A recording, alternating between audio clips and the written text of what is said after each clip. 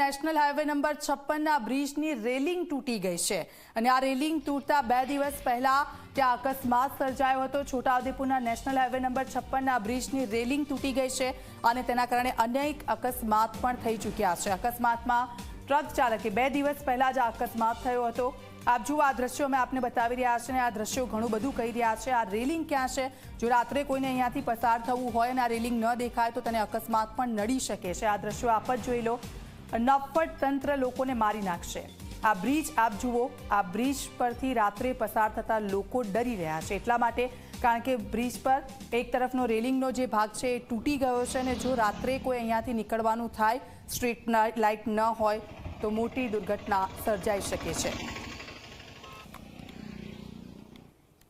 हाल तंत्र द्वारा या कोई साइनिंग बोर्ड के डेंजरस ना जे सिग्नल आपवू જોઈએ રસ્તો તૂટેલો છે કે મૂક્યા નહીં હાલ પૂરતા અને ગામના ને આ રોડ નેશનલ હાઈવે 56 હોવાથી મધ્યપ્રદેશથી મને ગુજરાતથી મેન વાહનો છે અહીંયા ફૂલ અવર જવર છે। મતલબ કે દરરોજના ગણો તો હજારો વાહન પસાર થતા એવું ટાર્ગેટ થાય છે। મિનિટમાં ગણો તો 100 વાહન પસાર થઈ જાય છે અને લગભગ 30 ફૂટ જેટલી લાંબી રેલિંગ તૂટી ગયેલી છે।